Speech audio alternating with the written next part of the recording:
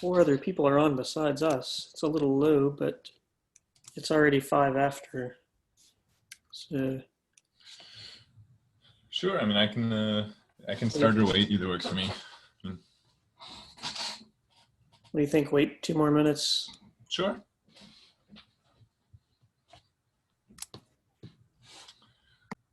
So how is everyone? Good. Are you in the office now?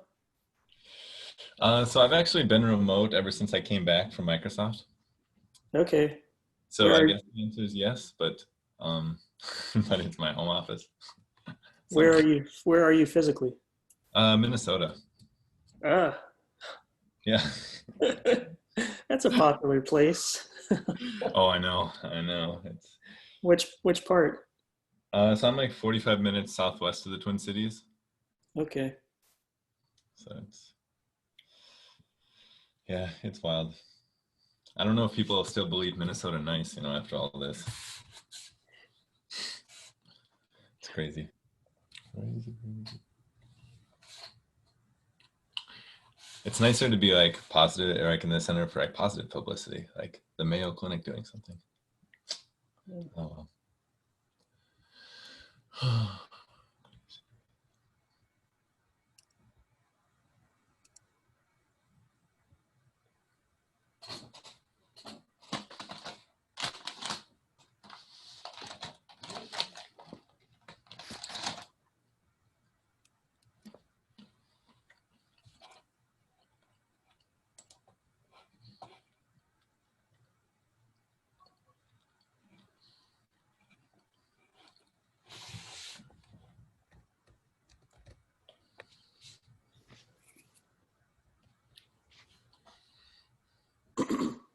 Okay, maybe we should go ahead and start since we're recording it anyway and everybody It's else can catch up. So, yeah, hi sounds good. everybody. Yeah, Brian Broll is on. He's a expert in machine learning and deep learning, so he's going to do this week's and possibly next week's too. Is that right, Brian?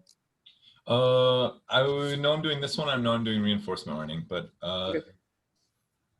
I don't remember what next week is. I confess. I'll have to double check. Okay, cool. All right. Um, all right. Thank you for the introduction, Daniel. So today I'll be presenting an introduction to deep learning.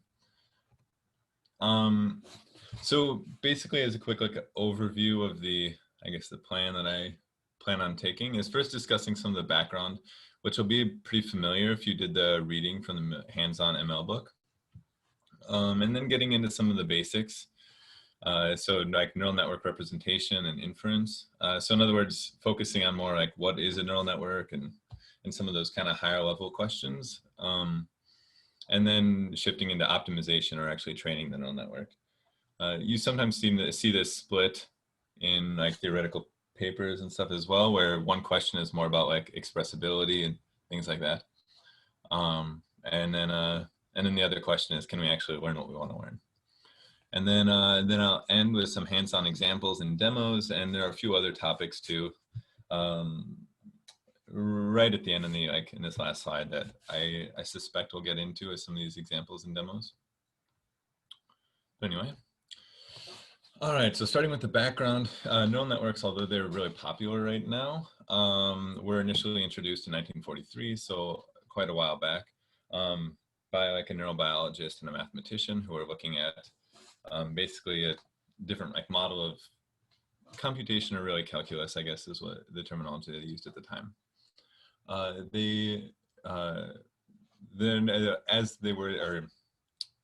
Neural networks, of course, as the name suggests, are inspired by biological neurons, though they don't try to like simulate neurons or anything by any means, and especially now a lot more of the focus is really on optimization and expression and things like that, and not so much on can we more closely adhere to our understanding of how biological neurons behave.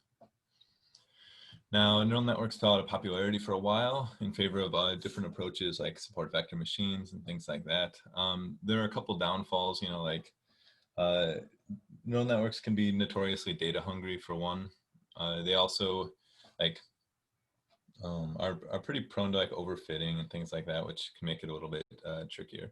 And there are also challenges of like the, you know, vanishing or exploding gradient problems and things like that. So there are a couple things that can make it a little bit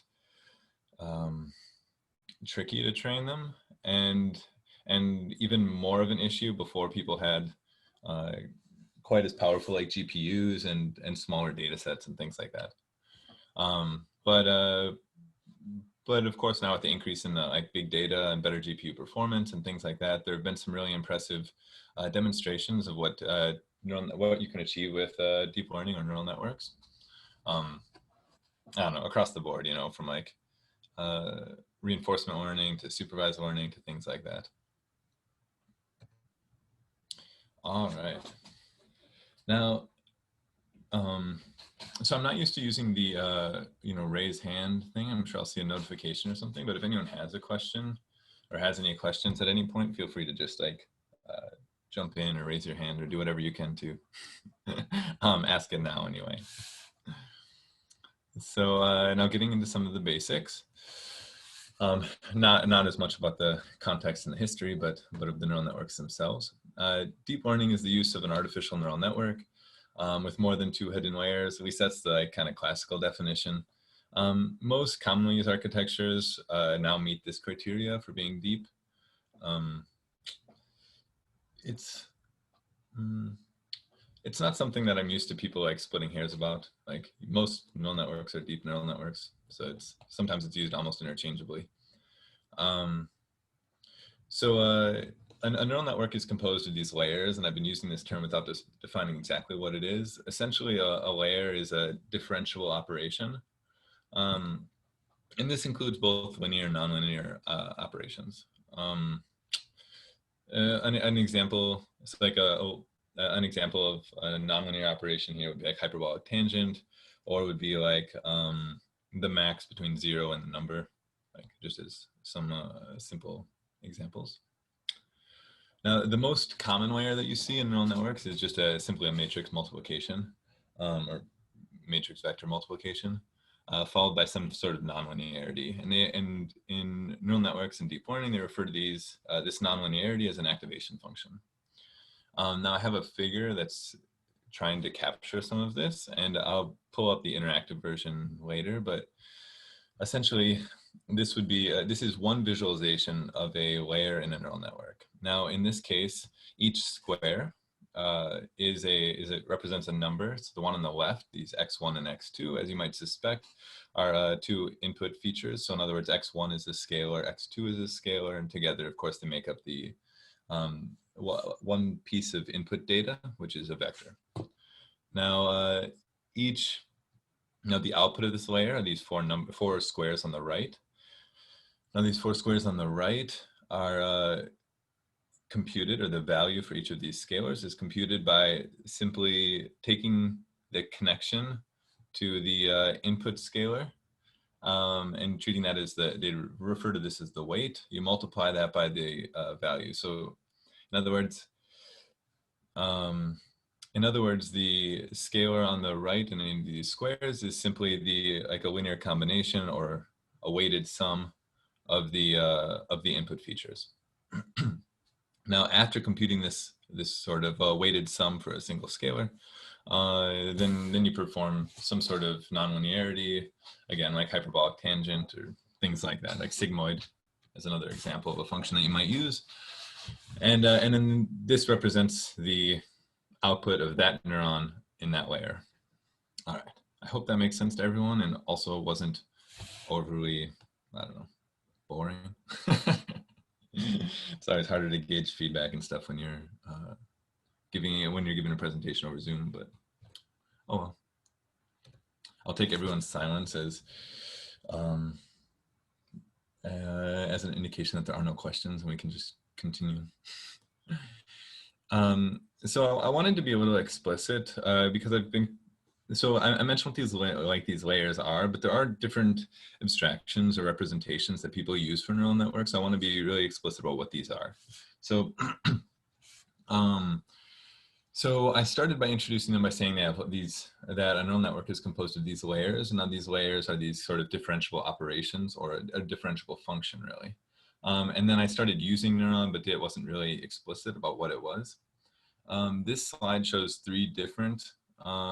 each of these three different representations. The bottom right, which should look familiar, is showing the neural network as layers, but showing the individual neurons in each layer and the connections between each neuron. So again, at each layer, it's just doing this matrix multiplication, which you can view as this sort of weighted sum of the weighted sum of the inputs plus some after the fact activation function on top of it.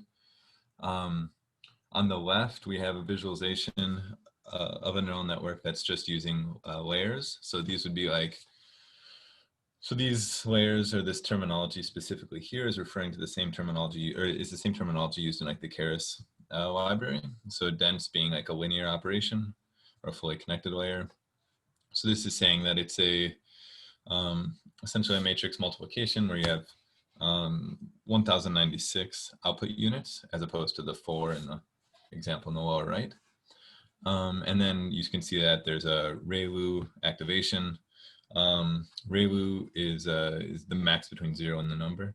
Now, I'm trying to stay high level here to just try to paint the picture of everything, so that, because there are a lot of different activation functions and initialization functions and things and new layers that come out. And these are, although they're important to know, I think it's more important to understand the framework in which this all exists and exactly how these are composed and operate together.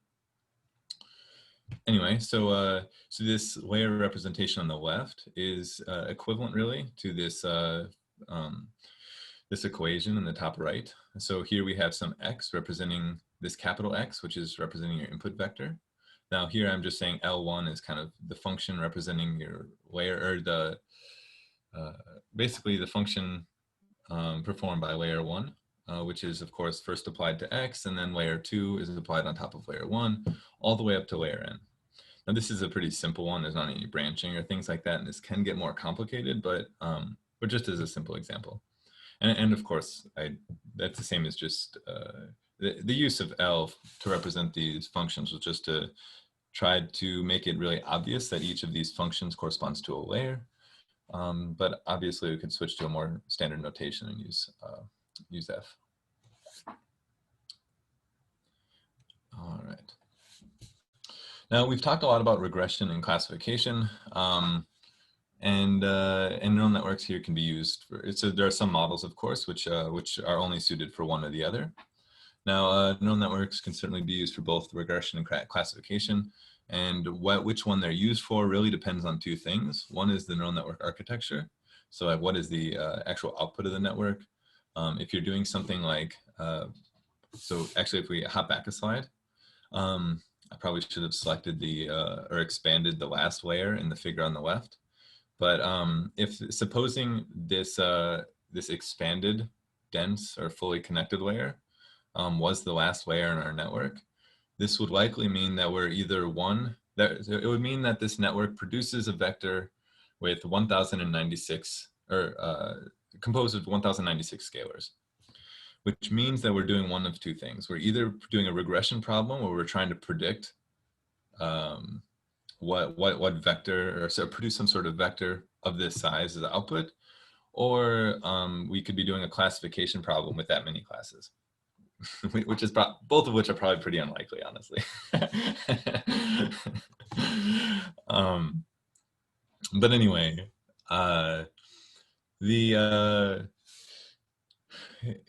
if the output of the network is essentially a scalar or a vector of size 1, then it's likely that this network would be used for binary classification or regression. If you're doing some of those canonical examples, like like predicting the house price, then you would likely have a network that produces a single scalar as an output. And if you're doing something like classification, generally the output of the network is a vector where every scalar in the vector, every number in the vector is representing the class probability. So the likelihood that the input belongs to the given class. And it's worth mentioning that there are there are activation functions that you might use to ensure that the output of the network behaves accordingly. So like softmax, for example, will ensure that basically the output is a probability distribution. And I guess I say this in the next bullet point here, but so if you wanted to create a neural network that was trying to predict or perform some classification problem with 5 classes, you would have the output, you would have the final layer produce a vector of size 5 as the output, and you would set the activation function to be x softmax. And then the other big thing that determines whether or not it's regression or classification is the loss function that's used. Now, loss functions are going to be discussed a little bit more in the next section, but really this is hammering down explicitly what sort of what exactly you're trying to optimize, or in other words, how do you I'll get into this more in a second, but basically how do you quantify the discrepancy? So like an example would be like mean squared error, or like cross entropy loss if you're doing like a classification problem. Are there any questions yet at this point? Do you have examples later on? I do, yeah. Yeah, so I have examples later on. I'm just I was trying to start at a bird's eye, but I mean, if people want, we can always jump into specific ones sooner rather than later. But otherwise, I have 3 more slides, and then I jump into concrete things. Okay, that sounds good. All right. So now I wanted to talk a little bit about optimization. So, or in other words, training the neural network. So at a really high level, since the neural network is entirely differentiable, we can simply compute the error for some training data. So in other words, we have this black box model, and we essentially want to know, I guess, a couple, like 2 things. One is it any good, or we're going to have some way to quantify if it's good or not, and then be able to say what kind of changes could we make to make it better. And if we can do that, we can start doing things like gradient descent, because if we know how to change the model to incrementally improve it, then of course we can start moving down well, really just performing gradient descent in the error space. So once we, in other words, once we compute the error or for some given training data, using this entirely differentiable model, we can compute the derivative with respect to the network weights, so the derivative of the error in this case with respect to the network weights, just to determine how each weight contributed to the error. Now this, so this basically lets us do gradient descent, because if we know that this had a positive influence or increased the error or for some given weight, we can of course just decrease that value, and that should be taking 1 gradient step in this error space. All right. So making it slightly more concrete, but still staying at a somewhat high level. First, we're going to feed the data into the network. These are essentially the 4 steps that are usually taken when training a neural network, or at least in the standard approach to training a neural network. The first one, of course, is feeding the data into the network to produce some output. This equation here should look familiar, because it's the same that I used on the earlier slide when I was talking about the representation of a neural network. So we produce some y hat, or some prediction of the output. And then now we have some sort of loss function. This loss function could be mean squared error. It could be, again, a negative log likelihood, or other sorts of metrics like that, like Wasserstein distance and stuff like that. There's all sorts of different ways to evaluate discrepancy or error. So once we use this loss function to compute the actual loss for that given input data, then we can backpropagate the discrepancy through the network, or that is, compute the derivative of the loss with respect to the weights of the network, and then this informs us on how we can update the network weights, or the network's weights. Okay. So now I'm going to have one last slide that's talking about filling in a couple of these little details. In other words, like how do we update the weights, what loss function should be used, and then I'm going to jump into a concrete example. So the first question, of course, I said we just use this to inform how we update the neural network weights. Well, naively, we could just decrease them by the gradient. So in other words, once we have the derivative, or we know the gradient or the derivative evaluated at that point, we can just decrease all the weights by some epsilon, or the learning rate, multiplied by this gradient. In practice, it's good to use momentum. And again, I'll talk about this more too, and we can go through these links and slides as we go. But essentially, there are some techniques that people have, or like some applications of momentum, really, I guess, that help the weights or the model itself converge faster and avoid local minima, which is definitely helpful when you're like actually trying to train these yourself. And then, of course, the loss function that should be used really depends on the problem. Mean squared error is usually suited for regression problems, and cross entropy loss is a pretty standard approach if you're looking at classification. All right, so let's jump into some hands-on examples. Okay, so I want to start with this one. Actually, let's start with. Actually, I'm going to start with this guy. Okay, so I'm going to start with a simple example from which we've seen some screenshots already. Wow, that did not. Oh, there we go.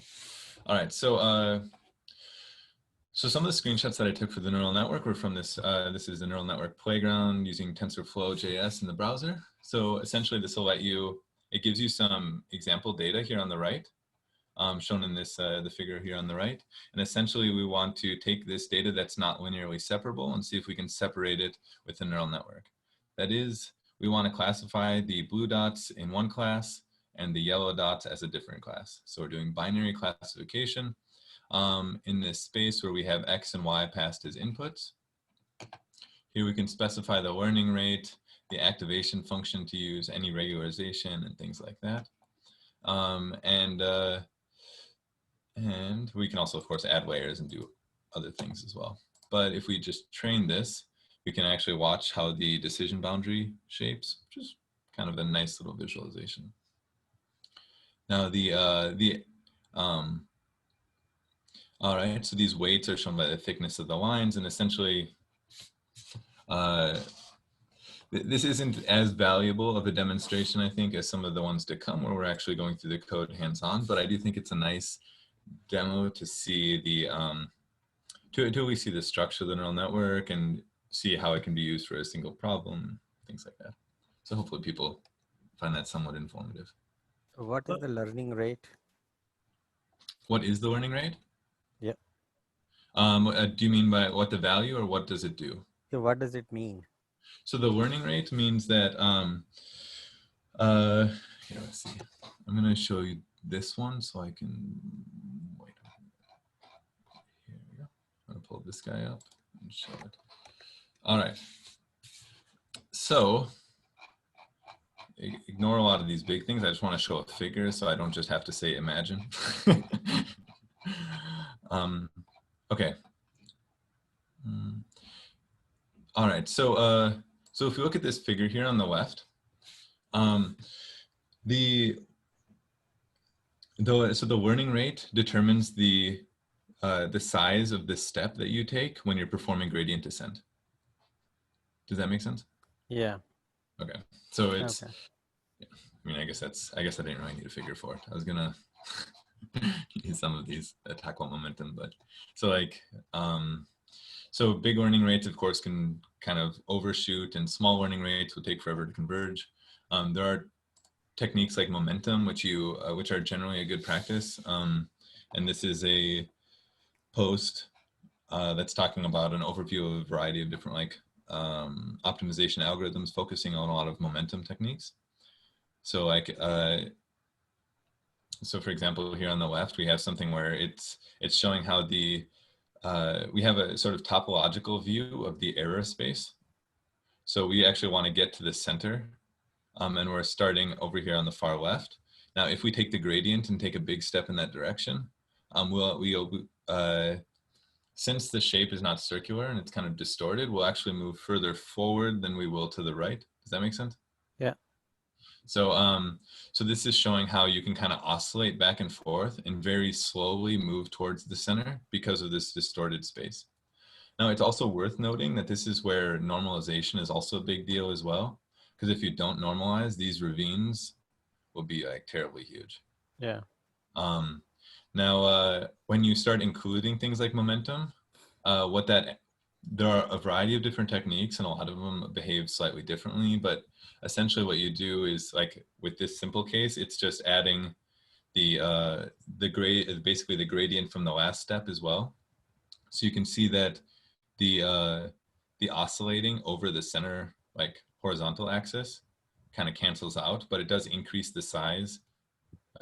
The oscillating back and forth like vertically sort of cancels out, but it increases the step size horizontally because that accumulates, because that one never changes from step to step.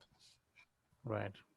So this has a faster learning rate, but it can achieve to the center much faster, although it could miss out and jump around. yeah, so this should get to the center a bit faster. Actually in the left and the right figure, they're meant to be the same learning rate, just whether or not they're using momentum. So whether or not they're doing a kind of stateless one-step calculation of the gradient step to take, or the gradient, the gradient step to take, or whether or not they're accounting for the slope seen so far. Right. Because this will help it accelerate if it's going slowly down a really steep ravine. Essentially, it would help it accelerate to go more quickly towards the minimum. Okay. And there are, so this is I included this link in the slides in case people are interested in all of the specific individual ones. As a general rule of thumb, Atom is a very popular one. But there are a lot of different techniques that are used for applying momentum to try to help convergence. Again, the big takeaway is that momentum can help help your network or your model converge faster, and it can help it avoid local minima. Okay. All right. So let's see. Let's go to this one now. All right. So I also included a link here. Now, I'm going to check this. So now we're going to get into a more hands-on example that's concretely related to what we were doing or what we were talking about. So the first neural network playground one was a little bit of a toy, but also to try to let you kind of see this visualization and have an idea of how this network works. But of course, you certainly wouldn't use that in the browser version to actually do anything meaningful. Now, personally, I like PyTorch a lot. At least, oh my goodness, should I get it? Okay, so I like PyTorch a lot. At least I've used it a lot, like when I was at Microsoft and doing and training models and things there. TensorFlow probably has more users overall, but PyTorch has a pretty big following, especially in the research community. And people will talk about the dynamic computational graph or dynamic computation graph, which I will put on hold until after I go through this concrete example, because I don't want to go every which direction. Now, so this is a tutorial where we're going to be trying to train an image classifier on the CIFAR10 data set. Now, CIFAR10 is a data set composed of images where you're trying to classify them. I think they're 28 by 28, no, 32 by 32. 3 channels, so red, green, and blue. And there are 10 classes. So airplane, automobile, bird, cat, deer, frog, horse, ship, and truck. And what we're trying to do is train an image classifier that will give it an image, tell us what class it thinks it belongs to. All right. So in this tutorial, we're walking through a few different steps. First, of course, is loading and normalizing the data set, and then defining a convolutional neural network in PyTorch. and then defining the loss function, and then of course training the network and testing it. Now, one of the things that so I'll just start with some of these boring things, get a few imports out of the way. Now this next box, I'm going through some of these somewhat quicker, but essentially this box is going to be downloading the CIFAR10 dataset using these helpers from the Torch Vision package. So it's telling it where to download them and to transform them as well. And it's just converting them to a tensor and normalizing them. Does everyone follow me so far? Yeah, and you could do the same with Keras too, right? You can, yeah. They both have helpers for this part. This part, it's pretty much the same. And I think TensorFlow also has its own datasets utility. Oh, sorry, this wasn't meant to be a case for PyTorch. This part wasn't meant to be anyway. All right. And then of course we can show some of the training images to see concretely what we're working with. We have a bird here on the left, then a car here is the second image, dog is the third, and a bird is the last one. Now, I mean, these images are pretty small, so they're a bit grainy, but oh well. Now in PyTorch, this is how neural networks are defined. Basically, you create some class for your network, which inherits from the neural network module type, and then you in the constructor, you basically store or instantiate all of your stateful layers. So you're going to say it has a convolutional layer, max pooling layer, convolutional layer, linear, linear, linear. Now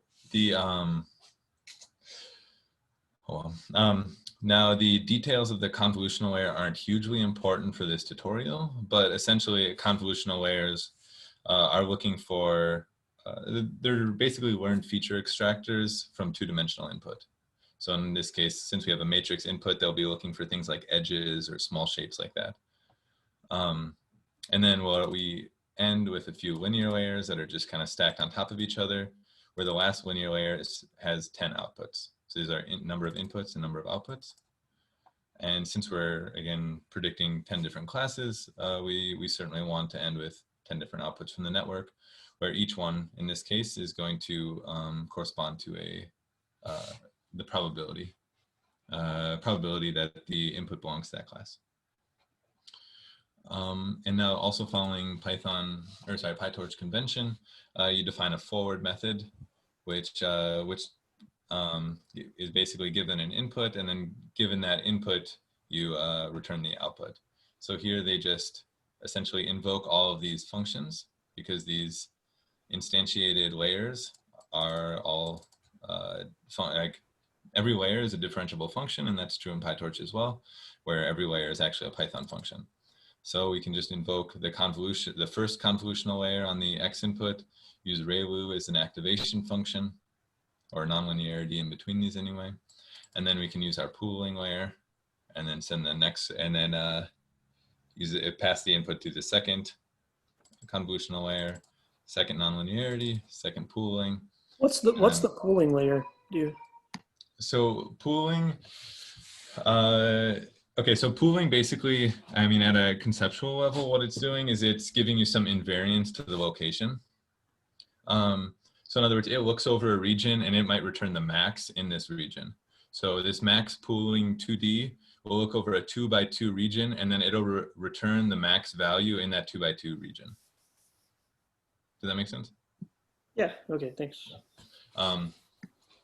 So again, it kind of builds some invariance to precise position into these convolutional neural networks. So you said cont2D is a two-dimensional, it's reading on a two-dimensional vector, right? Yep, cont2D is expecting two-dimensional input.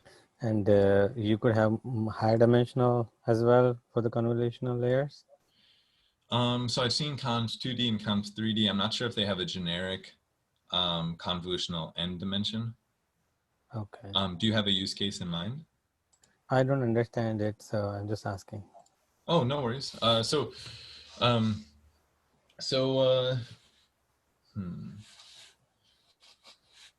So let's see, what's a good example? So so if we were working with like text as input, you might see one-dimensional convolutions being used to try to basically extract patterns while looking at a window of a fixed size. Okay. Does that make sense? Yeah. So the two-dimensional convolution is doing the same thing, but again, across 2 dimensions. So it again might be finding or doing things like edge detection and things like that. But the funny thing about these is that they're learning what features are important. So because basically the filters themselves are the parameters or the weights that are being tuned.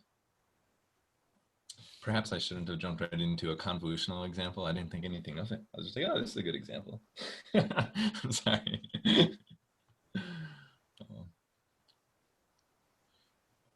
I'm not sure if that adds any clarity to it. At a, let's see. So the details about the convolution or convolutional layers and things like that are going to be covered in more detail in one of the future. I know I think next week, right? We're doing convolutional layers. Is that right, Daniel? Yeah, I think so.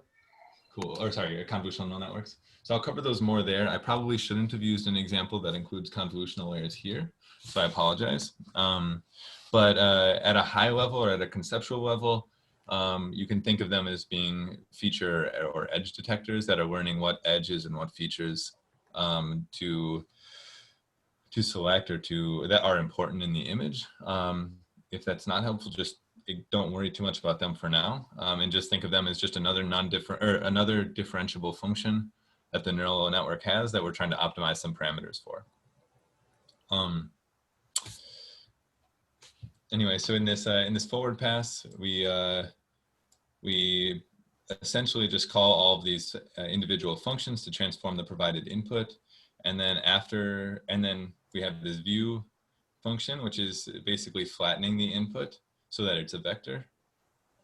And then it passes the vector through these fully connected layers or these matrix multiplications, where it's the matrix itself that they're learning the values of, because they're not sure how important every input is. If we think of the neural network playground example, this is learning the weights of the connections between the neurons. So those are what are actually being optimized. And then we have this ReLU activation function, which is being called on the outputs of this matrix multiplication or fully connected layer. And then we do the same thing again with the second fully connected layer or linear operation. And then finally, we just pass it through the last linear operation, which produces 10 outputs, and we're not using any activation functions here. So how do you pick the number of outputs for each layer? Yeah, so that's a good question. What I would recommend, the best place to start is if they have a lot of networks that have, okay. So there are some there are some common neural network architectures like LenNet and AlexNet and GoogleNet and ResNet. Oh my goodness. Oh, maybe I need to take this out of full screen. So like, so there are a bunch of neural network architectures that people have used in specific domains, which can be pretty useful to like as a good starting place. Now, there can be different approaches depending also on the task that you're doing.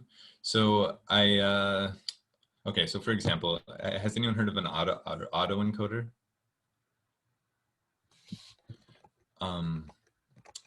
So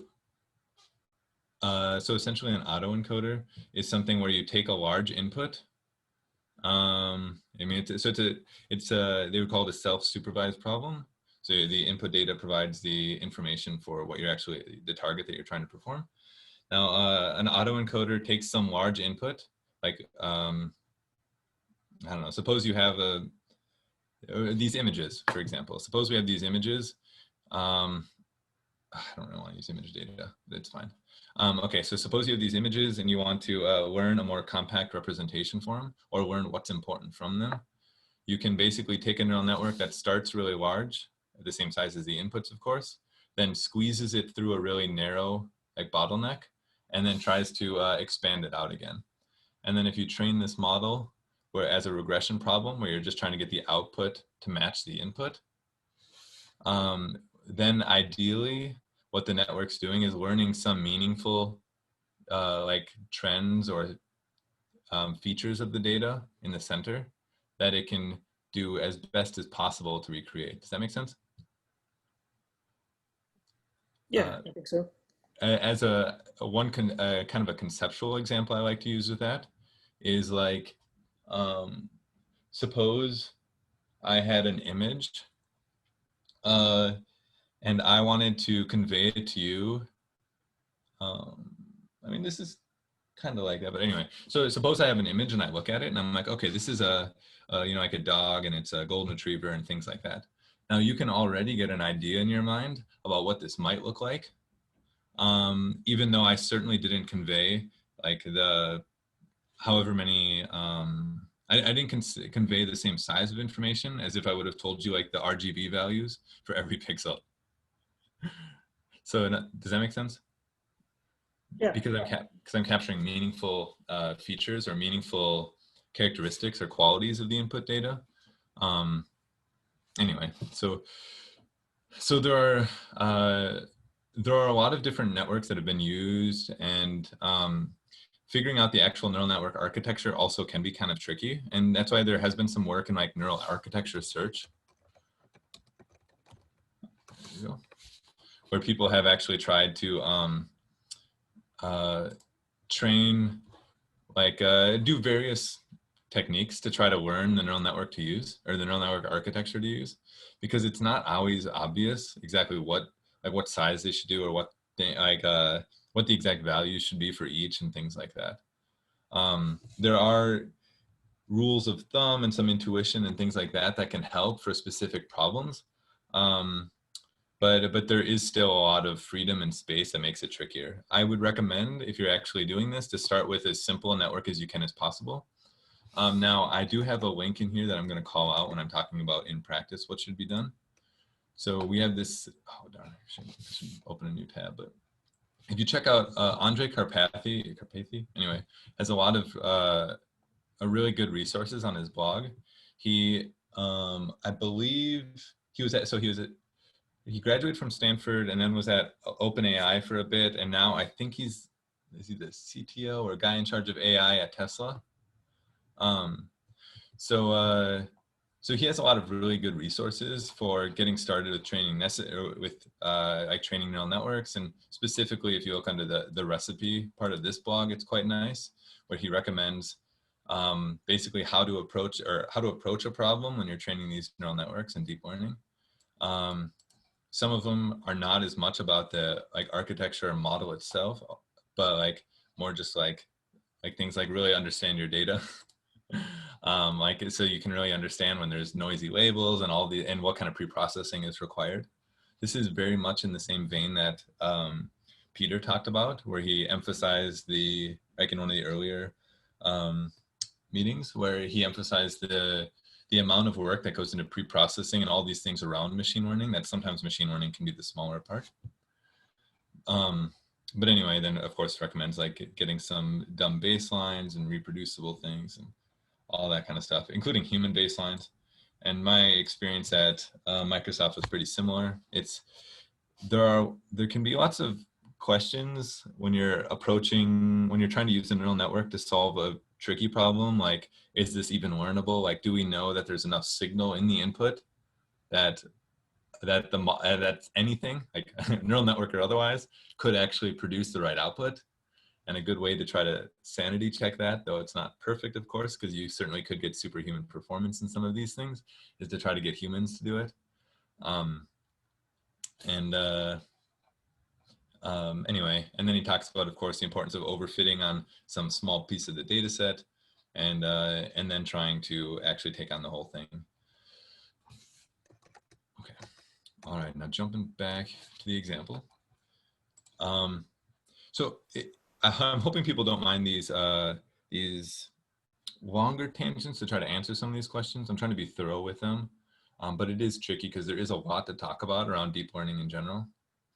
That's why, so I tried to start with just staying at a high level, like a bird's eye view. If we can, because if we know the structure, we can dig into a specific part of it and different parts of it, and hopefully that's easier. Anyway, so we just looked at the neural network definition, and now we need to also look at basically the loss function and these other questions that are still here. So in the next cell, we can see that they're defining cross entropy loss as you'd expect. That's a nice little feature.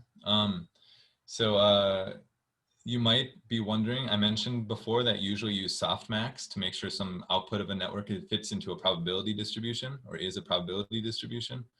And this network doesn't do that. The reason why, if we look at the doc string for cross entropy loss, is that this one in PyTorch combines softmax and negative log likelihood. So it's not really necessary. It's a little bit of a one-off case, but just, sorry, that's a little bit of information that's specific to this framework, but I'd have to double check to see in TensorFlow if this is the case. I think there are some nice properties and optimizations that can be done when those are combined. But anyway, so that's what we're using for our loss function, which are saving as the criterion here. And then then we're using stochastic gradient descent here, and we're specifying a momentum value. And I have to double check to see if they're using, looks like maybe Nesterov by default for momentum. But anyway, it has a momentum factor. We're passing in the parameters of the neural network itself, and then we specify the learning rate. Now this cell right here is actually one of the big reasons why I wanted to use PyTorch, other than me also just liking PyTorch. And that's the training loop is actually done by hand. In a lot of these environments like scikit-learn and Keras and things, the training loop and the training process is tried to be abstracted completely away, which has its pros and cons. Now, since I wanted to do this to explain the process itself, I figured it would be better to use one that where you actually can see the training loop itself, and we're not just calling fit. Now, when I say pros and cons, some of the pros and cons and some of the reasons why PyTorch has a lot of following, especially among researchers, is it's very flexible and you can do all sorts of crazy things on the fly and dynamically and stuff like that. And time permitting, we can talk more about that at the end. But anyway, if we look at this this training iteration, essentially it's just we have this for loop where we're looking at training it for 2 epochs. And then we have the data set that we created in the early cells that we're just kind of enumerating through. And this will give us that we're just kind of looping through. So we're given the current batch or mini batch as I, and the data itself that's returned from the loader itself here. Now, a lot of different frameworks have their different data loaders to try to help load things into memory and optimize this, because especially when you're having to transfer data to the GPU and stuff like that, things can get kind of hairy and it can sometimes be a little bit of a bottleneck. Now, basically in here, we're unpacking the data with the inputs and the labels. Then we are zeroing out the gradients or the recorded gradients that PyTorch has here, or that from any like earlier iterations. Now we have our model, which is defined here as our network, and it's just a function in Python. So we just pass the inputs, and that produces some outputs, or y hat, if we were thinking of using the same notation that I used in the slides. Then we use the criterion or the loss function. So this should look very similar to the to the steps that I had in the slides, where we have the y hat and the actual ground truth labels, and this produces some loss.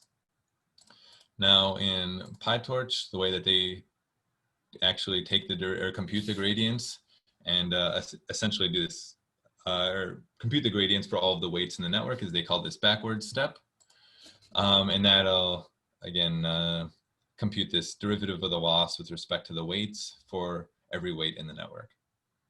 And then it uses optimizer.step to tell the whatever optimization technique that we're using, stochastic gradient descent in this case, to just take a step in the gradient space.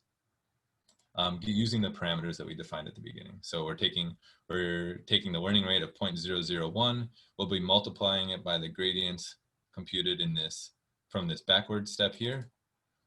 And then we'll be changing the weights accordingly, or the parameters of the network accordingly. Does that make sense? Hopefully. All right, and then it's just printing out some training data or some of the loss information, so you can see that the loss is decreasing, starting at 2, all the way down to 1.278, and finish training. All right, so we just took actually one minor comment that I'm not sure if it's been explicitly discussed yet is the difference between epochs and iterations. I'm not sure if we've talked about this before. Well, if not, an iteration is just basically one optimization step, essentially, whereas an epoch is once the model has seen all of the data once. Does that make sense to everyone? It's Peter. I was missing the first 10 minutes. So did you talk about the batches? So that is a batch-based approach? So I didn't go through that in a lot of detail, really. Okay. But yeah, this is a mini batch. I mean, we are using mini batches. We're grabbing chunks of the data at a time, feeding it through the network, and then optimizing after each mini batch. Right. So, but I'm just asking is because just to understand the difference between the epoch and the iteration. That's the key, right? So to understand that at a single time or for a single gradient computation or loss computation, we are just taking a very small subset of the data, and that is just one iteration. Exactly. I mean, if we were doing full batch training, so in other words, we had a data set small enough or a GPU big enough to send all the data through at once, then an epoch and an iteration would be the same.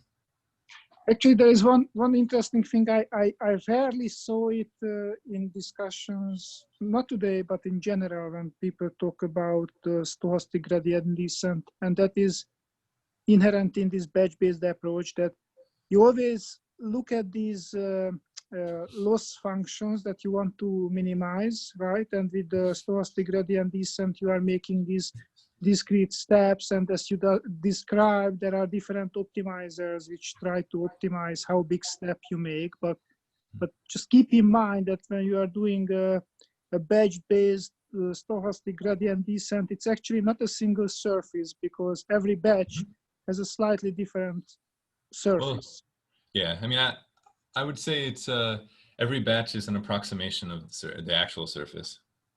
Right.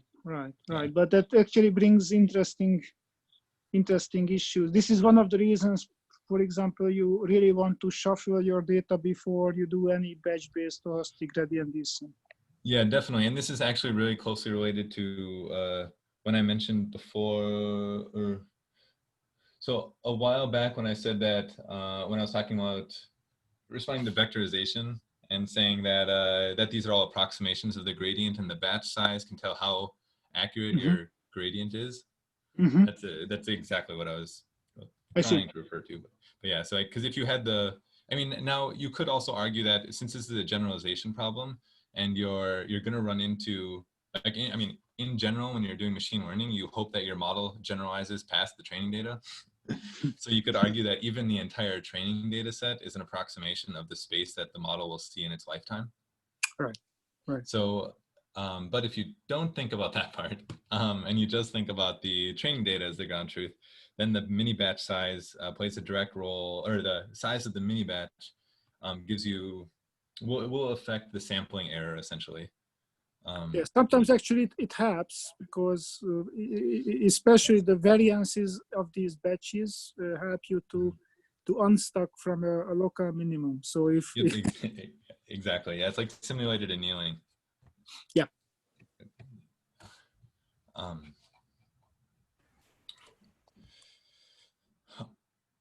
All right, so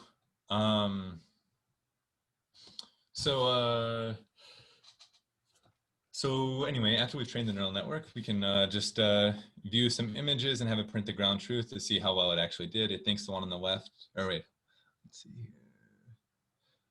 So these are some actual ground truth images from the test set. And then we can have the model predict or make predictions about these images.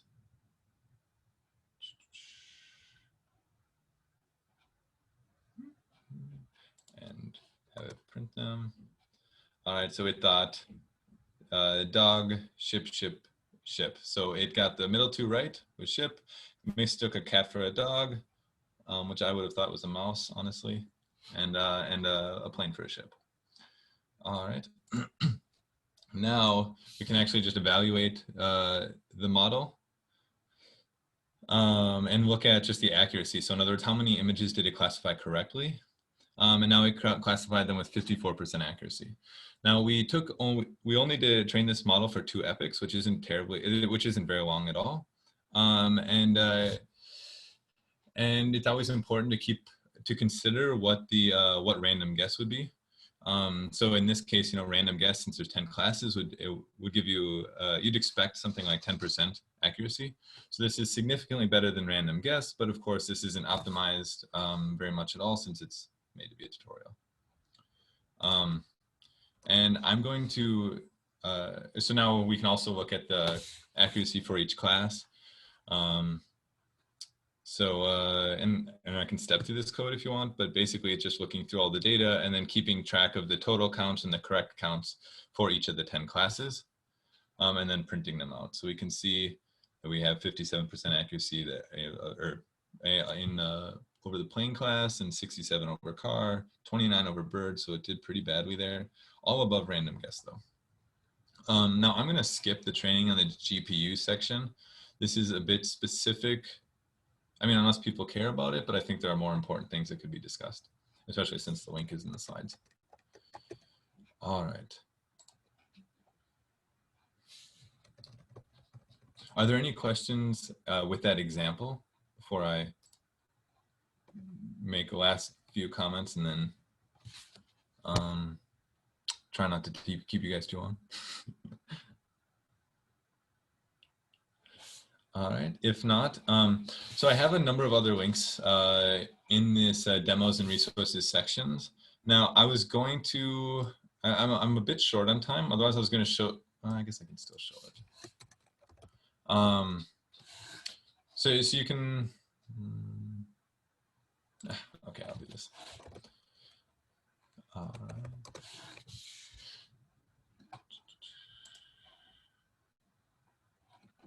So one interesting thing about these neural networks is that essentially what we're doing is we're just taking some differentiable function and computing the derivative with respect to something that we care about, and then taking a step in the gradient space to try to optimize whatever it is that we want to optimize. And so that gives us a lot of flexibility. And it's also worth noting that there isn't any like inherent meaning to there isn't necessarily any inherent meaning to the intermediate layers. One way you can look at a neural network, or one way to think about neural networks, is that when we look at, actually here, so suppose we look at this inception model that I've got here. Give me one moment here. So this is a visualization of a neural network that's generating Keras code under the hood. Each of these is a layer, of course. We have some convolutional layers, some parameterized ReLU, some average pooling. And then we have these like blocks inspired by like InceptionNet and stuff. And anyway, so we have all these sort of, again, differentiable operations going on. And at the end, we flatten the data, send it through 2 dense layers or fully connected layers with a dropout layer in there as well. I don't think I have time to talk about dropout. We can talk about that later. But the interesting thing here is that suppose we wanted to, well, neural networks are known for having learned feature extractors. Oh my goodness, I'm taking so much more time than I meant. All right, I'll try to be more brief. One way that you can think about a neural network is that it's given some data, and all the way up until the last layer, it's just trying to learn how to represent it. the last layer is now just a linear classifier in this more meaningful feature space. Does that make sense to everyone? I hope so. Yes. Cool. All right. So given that, now one interesting thing we can do is, now this is, I don't know, this isn't a super interesting visualization, I guess, but suppose we want to do a regression problem.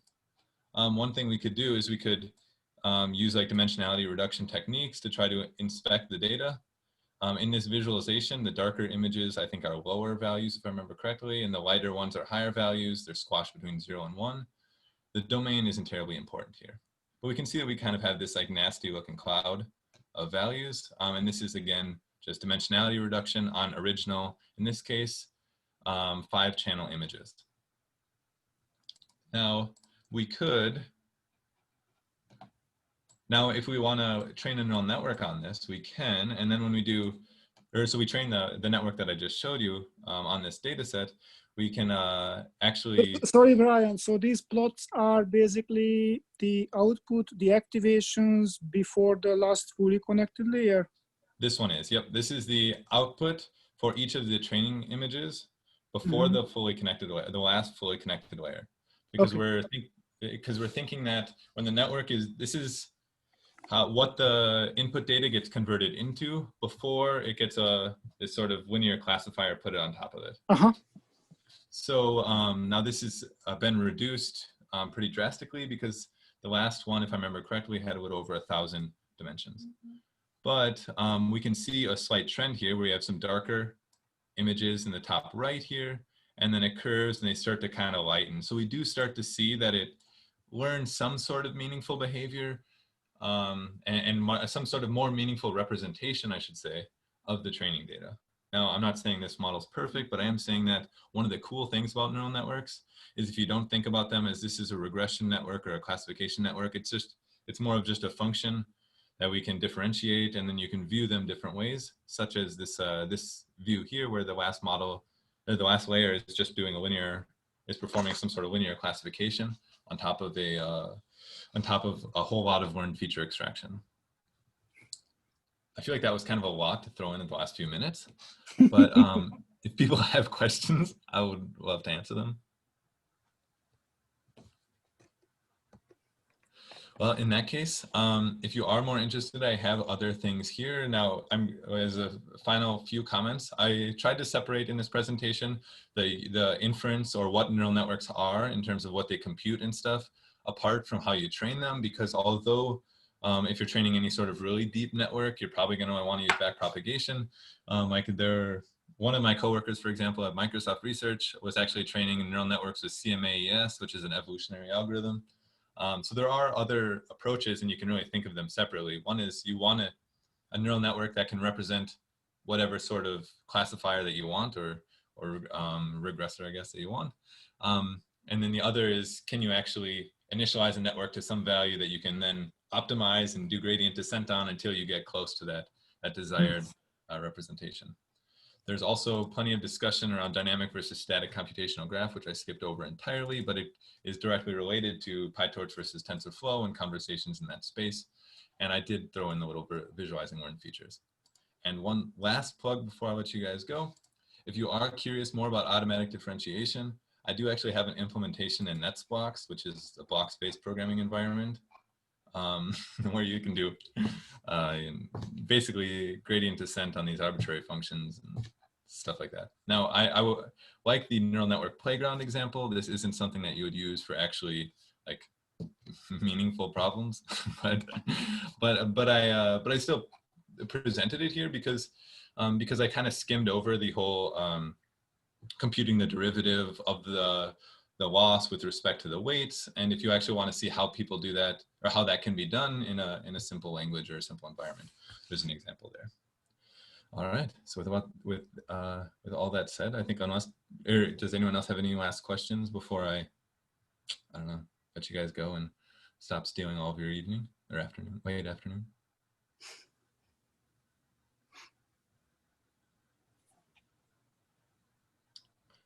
All right. Well, if anyone has any more questions about any more of these, I'd be happy to talk about any more of them in more detail. I think they're pretty interesting. And I'm hoping that this made sense. You know, I again tried to take an approach where I started at a high level, talking about the overall structure, but then getting into the weeds a little bit more as we went. It's tough because each one of these topics, like momentum and neural network architecture, either search or design, can also be its own task and thing in itself. And that's why I also wanted to dump a bunch of links in here, especially this recipe for training neural networks, which is a nice one to start with as well. If you actually are looking for some hands-on sort of a guidance on how to start and how to approach your problem and things like that. Brian, it's not a